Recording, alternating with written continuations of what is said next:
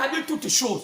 Quoi, c'est Matthieu 17, verset 10 à 11. Oui, qui est Élie? Malachie 4 l'a prédit, Moïse l'a prédit, que Élie viendra. Il aurait un but. Mais pourquoi Élie vient? Parce que la partie du salut, après que l'homme soit lavé, il fallait qu'on passe dans la partie de la restauration de l'homme. Parce que c'était pas seulement tout laver. Lorsqu'on lavait l'agneau, après il fallait le ramener au rituel. C'était pas seulement tout le laver. Lorsque le sang de l'agneau, le sang de Jésus vous a lavé, Jésus a prévu que maintenant vous restaurez. C'est pourquoi aujourd'hui beaucoup de gens, ils allaient seulement être lavés par le sang de l'agneau, mais ils ne veulent pas être restaurés. Mais qui a la mission de restaurer? Mais c'est Élie. Parce que Jésus dit dans Matthieu chapitre 17, verset 10 à 11, on dit Élie viendra rétablir toutes choses. Donc, ce qui est Élie, toutes choses, parce que, regardez bien, c'était scellé dans un livre. On peut voir ça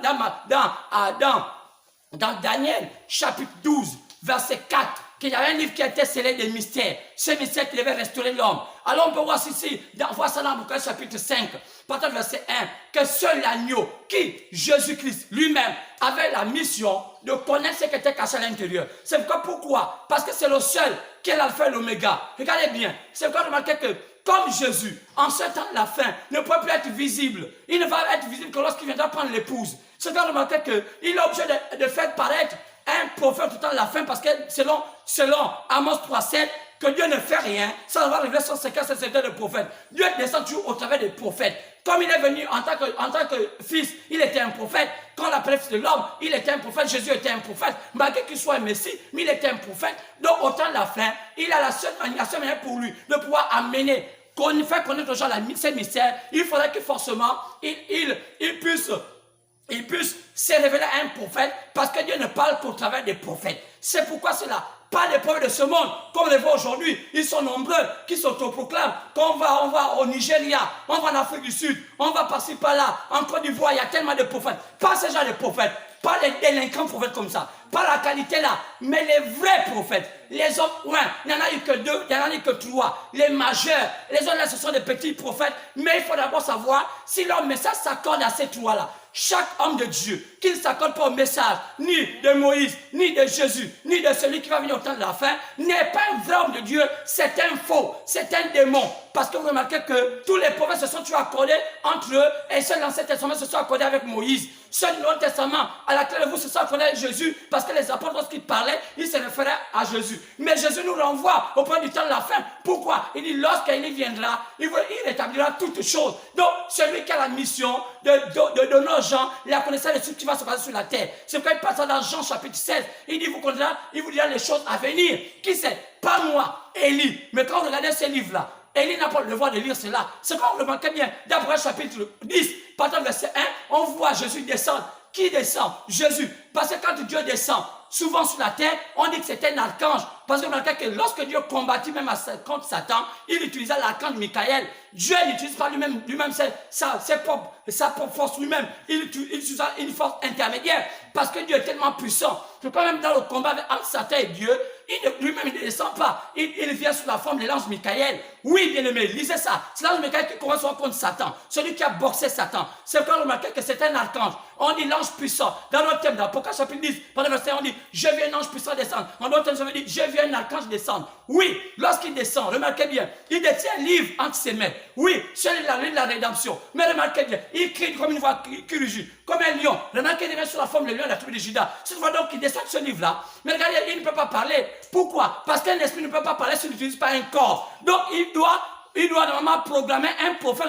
au temps de la fin, sur laquelle il va rentrer pour pouvoir se manifester. Mais les gens ne vont pas reconnaître cela. Pourquoi? Parce que les gens sont déjà habitués au système des églises. Les gens sont déjà habitués à leurs églises, à leurs pasteurs. Mais habitue-toi à la parole, pas un système d'église, pas un système de système. C'est ce qui pourrit ce monde. C'est ce qui amène ce monde dans les ténèbres. Oui, bien-aimés. Parce que vous ne connaissez même pas, vous Gabonais, vous ne connaissez même pas les objets de chaque église. Vous partez prier parce que vous voulez prier. Pas les affinités. Oh, c'est mon frère qui m'a amené. C'est ma tante, c'est ma mère, c'est mon oncle, c'est mon père. Mais ça n'a rien à voir avec Dieu. Il faut que Dieu puisse toucher ton cœur. Et tu dis, désormais, je vois que ce Dieu-là m'a touché. Et ça te lave, ça te nettoie, ça t'enlève tout ce qui est faux en toi, ça t'enlève tout ce qui est mauvais, l'amertume, la haine, les critiques, tout ce qui est faux. Et c'est comme ça que Dieu lave un homme. Il t'amène à échanger, il te brûle de tout ce qui est faux. Mais aujourd'hui, il y a un semblant de christianisme, surtout dans ce pays qu'on appelle le Gabon, et le mensonge nous habite tellement, la fausseté nous habite tellement, et qu'on ne veut pas la vraie parole. C'est pourquoi on regarde bien, lorsque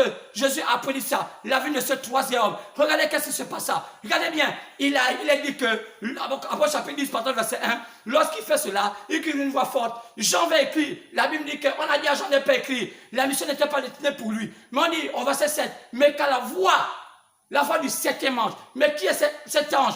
Ange avait dit un prophète, ange avait dit un messager. Regardez bien, dans le premier chapitre 4, après chapitre 2, plutôt chapitre 2, au chapitre 3, on a parlé du temps qu'on appelle les âges de l'église. Il y en a eu 7, mais le septième, c'est le temps d'autre temps là. C'est le dernier. Après chapitre 3, partir verset 14, l'âge de la Odyssée. Et c'est cet ange-là, c'est ce prophète-là, c'est ce messager-là que Jésus-Christ va oindre. C'est celui-là qui va jouer le rôle de Jésus, parce que Jésus-Christ c'est le plus physique, parce que dans le processus des fils, il a d'abord joué le rôle de fils d'Abraham. Il était un bébé, parce qu'il était descendant d'Abraham. Après, il a joué le rôle de fils de l'homme, parce qu'il était prophète. Mais après, il jouera le rôle de fils de Dieu, parce que c'est un Dieu invisible, magicien toujours. Quand il a dit, je serai avec vous jusqu'à la fin du monde. Il n'est pas parti, il est toujours là. Il nous protège, il nous garde, même si on a vu aujourd'hui. Les vrais enfants de Dieu savent qu'ils sont assis sur l'abri du Très-Haut. C'est pourquoi quand on sort le coronavirus, même si ça a été inoculé sur la terre, pour qu'une bonne partie de la terre puisse disparaître, toi qui crois au Seigneur Jésus-Christ, même si c'est vrai sur toi, même si tu n'as pas de bavette, je ne vais pas dire j'en ai pas mis la bavette, mais je dis que même si tu n'as pas la bavette, cet ange de la mort ne peut pas t'atteindre parce que tu es assis sur l'abri de l'homme du Très-Haut. C'est la vérité et c'est alléluia. Et c'est pourquoi, je répète encore, c'est pourquoi Jésus donne la mission à ce messager pour révéler, parce que là, il est fils de Dieu, il est invisible, et il faut un prophète qui est fils de l'homme sur la terre. C'est pourquoi David a eu l'inspiration de faire un drapeau qui avait 2 pyramides. Une pyramide typifie un homme. Oh oui, dans la symbolique, une pyramide typifie un homme. C'est pourquoi les formations l'utilisent. Ça veut dire que chez eux, ça ne veut pas dire au christianisme, mais ça veut dire qu'ils utilisent cela en imitation. Vous voyez soit que les maçons ont tué la symbolique de la pyramide. Ça veut dire que ça typifie l'homme. Mais David, qui avait l'inspiration, qu'est-ce qu'il a fait? Il a pris 2 pyramides, il les a croisées, ça fait une étoile. Ça voulait dire quoi? Ça voulait dire que le Dieu Tout-Puissant descendra et tu verras un messager sur la terre. Il y aura un croisement entre l'esprit et celui qui est sur la terre. Et celui qui est sur la terre va révéler tout ce que l'esprit va lui dire. Oh, lisez cela, c'est la vérité ce que je vous avais dit. Mais vous ne croyez pas cela. Mais qui est cet homme? Maintenant, regardons bien. L'homme qui se rapproche au ministère de Jésus. Un seul qui a eu cela. Il s'appelle William Marion Branham. Regardez bien au XXe siècle. Demandez aux blancs, demandez aux jaunes, aux verts. Quel est l'homme qui a un ministère plus élevé que tous les autres? Que ce soit Billy Graham, ça Robert Roberts, tous ces grands hommes de la foi, ça soit Billy, Tibi Weshua. Je ne sais pas pour eux, ils ne connaissent pas, ce sont les Africains, mais je parle des blancs. Ceux qui ont compris ces choses-là. Je ne sais pas si c'est des Américains. Demandez-leur qui les a donné l'onction nécessaire pour pouvoir avoir l'envie de servir les ténèbres. Alors qu'ils étaient les ténèbres, c'est William Marion Branham. Cet homme est né en 1909, lorsqu'il y a eu le réveil, qui a commencé depuis là-bas. Oui, regardez bien. Le réveil a commencé depuis 1906, alors qu'il n'était pas encore né. Et c'est ce même réveil qui est tombé jusqu'au Gabon. Comptez bien 7, 7, 7, 7, 7, jusqu'au Gabon. Vous ne remarquez pas qu'il y a eu quelque chose qui s'est passé en 1985 au Gabon? Oui, c'était ce vent-là qui avait touché au Gabon. C'était le temps sur le Gabon. Mais c'est pourquoi je ne comprends pas. Qu'est-ce qui se passe au Gabon? Oh, j'ai amené beaucoup de choses. J'avais beaucoup de choses à vous amener. Oh, peut-être que vous ne comprenez pas. Oui, j'ai beaucoup de choses à amener. Peut-être toutes ces choses. Ça, vous peut-être connaissez ça. Oui, ça c'est tout un enseignement. Peut-être que je peux vous enseigner. Oh, que les politiciens ne pensent pas que je suis en train de détailler les secrets, mais je suis simplement en train d'éduquer un peuple dans l'ignorance. C'est quand ils ne peuvent pas comprendre ces choses. Si on les éduque pas, ils vont continuer à vous insulter parce que parmi vous, il y a même ceux qui ne connaissent même pas. Ils sont des gens. Que Dieu vous pardonne. Parce que vous ne voulez pas vous accrocher aux vrais hommes de Dieu, mais vous êtes fait vos pasteurs à vous. Vos pasteurs un peu façon, qui ne connaissent même pas Dieu. Et puis vous vous moquez d'eux parce que vous savez qu'eux aussi cherchent des veilles comme vous, parce qu'ils veulent aussi des belles maisons comme vous, et parce qu'ils veulent aussi être vus dans les places publiques comme vous. Mais les vrais hommes de Dieu, non. Ils n'ont pas besoin de faire cela. Et ils ont un mandat divin. Et ils dévoilent la parole. Et vous êtes libre de croire, vous ne croyez pas. Mais tôt ou tard, ça va vous juger parce que vous avez déjà écouté la vérité de la parole. Et si vous ne faites pas ça, vous allez voir ce qui va se passer. C'est pourquoi je disais, donc William Branham fut détecté que l'homme le plus grand, comme homme de Dieu du XXe siècle, de ce temps nouveau, s'appelait William Marion Branham. Il n'y a qu'à voir par son nom. Personne ne peut nous empêcher de dire ça. Pourquoi? Parce que regardez, même dans le musée des arts religieux aux États-Unis, où on met les plus grands hommes de la terre, qui ont marqué l'histoire de la terre, on voit la photo de William Branham. Pourquoi ils vont là-bas? Et il y a même d'autres qui font même l'adoration. Des hommes de lumière qui vont là-bas pour essayer de prendre, faire des choses pour pouvoir dire qu'ils vont prendre des forces. Oh, on voit la photo de William Branham. Pourquoi ils le font? Mais ils ne peuvent pas vous dire cela. Parce que frère, c'est un monde de corrompus. C'est un monde de menteurs. C'est un monde qui ne veut pas dire la vérité. Lorsque les gens reconnaissent une lumière en vous, ils ne veulent pas vous dire ça ils veulent pas vous dire ça en face parce qu'ils sont tellement jaloux. Oui, c'est ça la vie. L'homme a été tout comme ça. Lorsque l'homme n'a pas Dieu, lorsqu'il voit en toi quelque chose, c'est la chose qu'il habite, c'est la jalousie. Il ne va jamais dire que non, ça je crois qu'il dit la vérité. Et ils soutiennent ça. Non, ils veulent faire la concurrence. Nous aussi on va faire ceci, on va faire cela. Mais on ne peut pas concurrencer Dieu. Parce que ce qui vient de Dieu, c'est Dieu. Alors, c'est quand on arrive à cela. Et peut-être qu'on pourra continuer. Mais aujourd'hui, notre message n'est pas là. Parce que je peux vous démontrer. Oh, peut-être que je vais vous montrer un peu quelque chose. Vous allez dire peut-être que non. Est-ce que cet homme dit la vérité? Oui, bien aimé, je peux vous montrer juste quelque chose. Oui. Est-ce que c'est vrai? Oui. Regardez bien, lisez William Branham. Dans le message appelé, comment on appelle, oui, Monsieur Esler. Pour ceux qui aiment lire les brochures de William Branham. Bon, moi, je lis tout ce qui tombe à ma main pour m'informer, mais je lis aussi cela. Voilà, Monsieur Esler. Alors, là-dedans, il parle des 3 fonctions que Dieu va utiliser.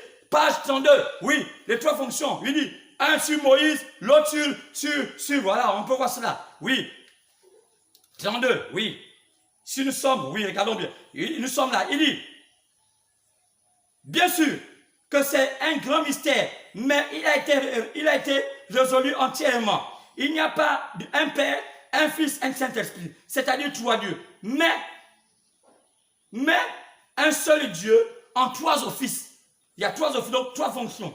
Alors, il dit, l'office de Père, au temps de Moïse, c'est pas moi qui le dis, l'office de Fils, au temps de Christ, et l'office de Saint-Esprit à notre temps maintenant.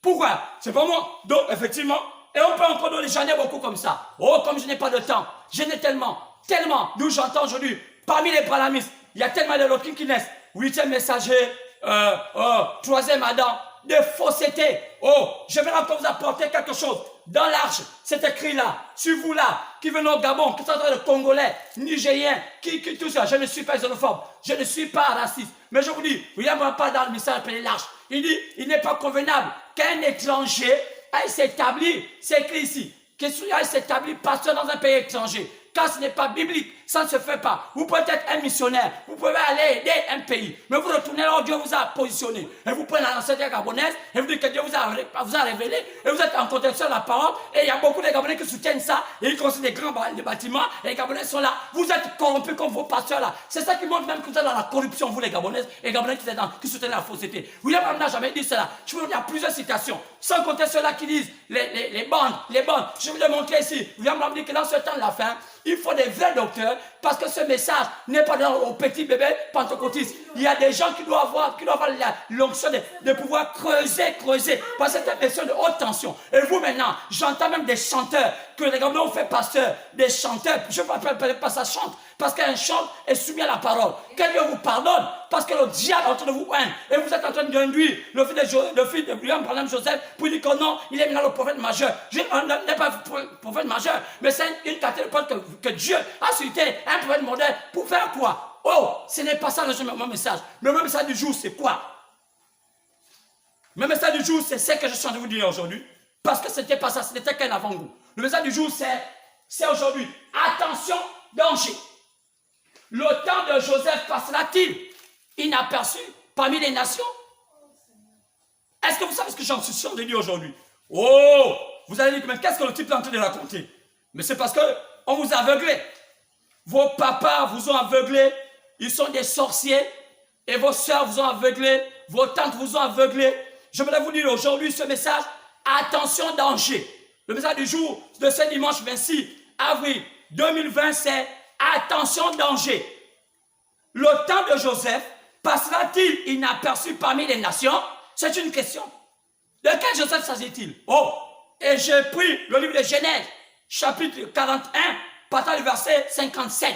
Oh, peut-être que j'aurai l'occasion de juste lire un peu, parce que bientôt la fin, et peut-être que mercredi on reviendra. C'est un message capital, et je vais quand même aller un peu plus vite. Si Dieu le veut, oh, je vais peut-être demander combien de temps me reste-t-il, et je veux quoi? Je veux